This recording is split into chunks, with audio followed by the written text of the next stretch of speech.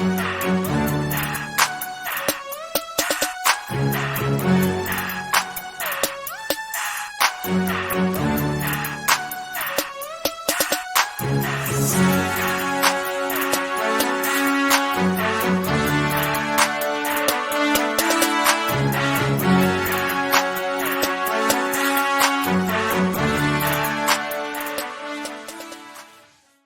head over now to, I guess, the second bright spot in this episode of the week with the OL Reign, who traveled down to North Carolina to begin their 3-game road trip to wrap up the regular season. It was the first win in Cary, North Carolina for the Reign, taking that one 2-1 against the Courage. Player of the game midfielder Rose Lavelle. Lavelle, an 8.0 match rating, 1 goal, a 76% passing percentage, 1 chance created, and 2 total shots. This was a big game. I mean, as mentioned, they haven't won in North Carolina, or Cary, North Carolina, at least. And it sets you up decently, at least, for a treacherous 3-game road trip to end the season. Gotham's been good. You'll play them next on Wednesday. Houston has hung around. They stunned you for the first loss by the Reign at Lumen Field earlier in the year.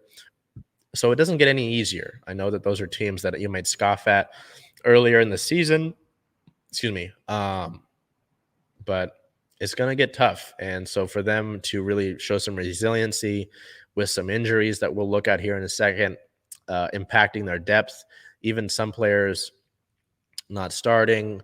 Head coach Laura Harvey wasn't able to make it, and we'll get to why again with injuries, but it was tough. It was tough, and the Reign were able to get 3 points, a big 3 points, especially after giving up a goal early to bounce back and get that result.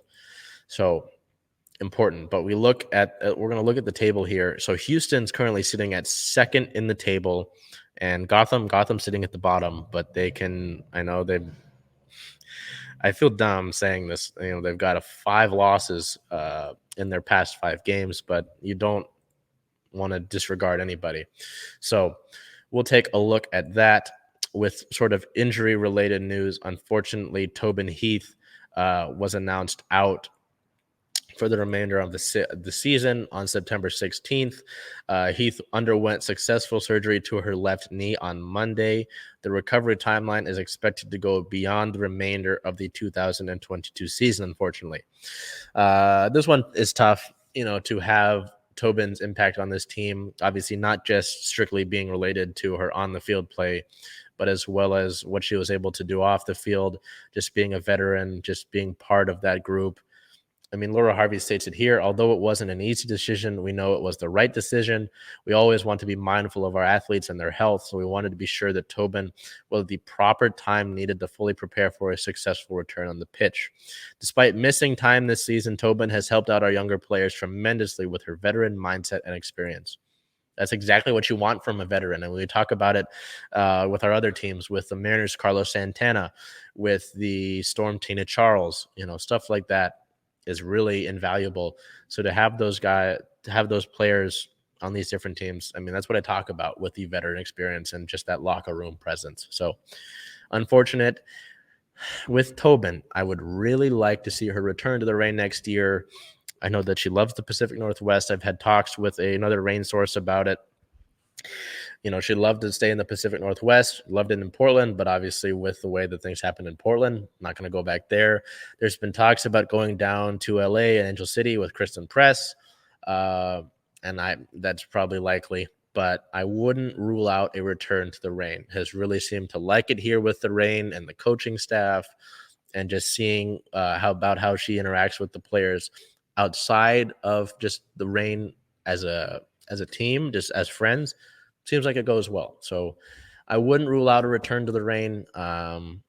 It'd be really cool to see, not only from a on-the-field standpoint, but as well as a locker room standpoint as well. Continuing with the bad news, as the same day, just a few hours later, defender Sinclaire Miramontez was ruled out for the season with a 5th metatarsal fracture in her right foot. A quote from Harvey: "Sinclaire has worked so hard to be here and make an impact. She's done an excellent job fulfilling her role on our roster throughout the season, and I'm confident that Sinclaire will continue to work hard and make a strong comeback." 2 injuries, with some more injuries as well, kind of not officially being announced, but just knowing that they're there is unfortunate, especially considering that you're in the home stretch as the playoffs come up. You would have liked to see a midfielder like Heath available for this Reign team as the playoffs begin, as well as I'm sure she'll be around the club. But just to have her available would be great. Having Miramontez in that defender depth would be great, but now you don't. So it's really unfortunate that those injuries come when they do, and hoping that we see those players back much sooner rather than later. Hopefully next year, but obviously right now the focus is on the upcoming playoffs and even finishing out this road trip.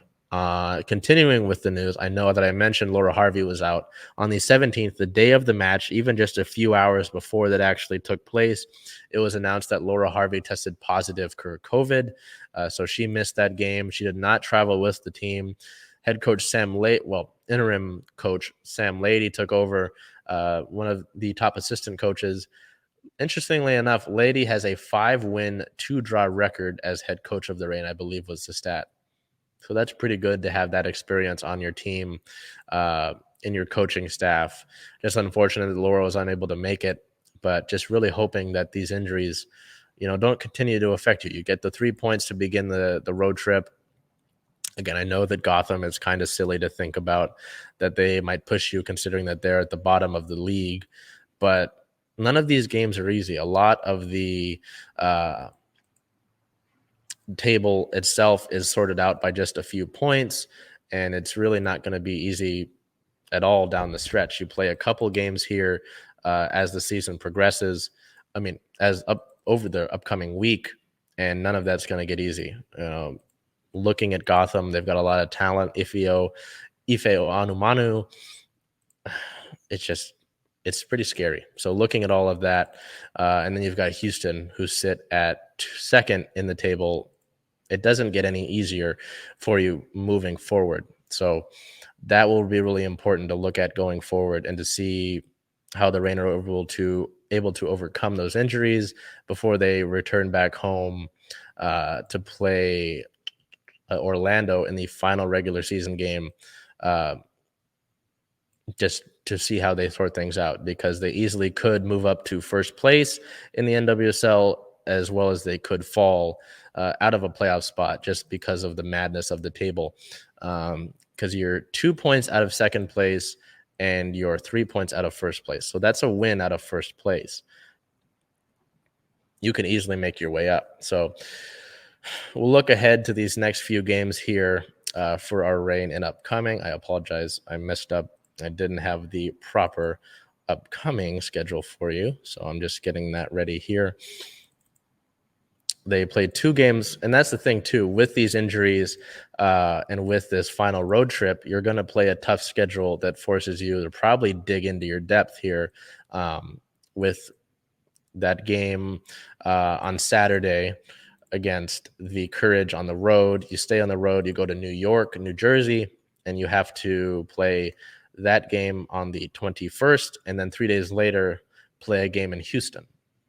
So I know that Harvey mentioned in a pregame presser that she would have to use the depth, and you lose 2 key players to that pretty quickly. So that's why I'm saying it'll be a really tough situation. So we look upcoming September 21st at New Jersey is a 4 p.m. Pacific time kickoff time.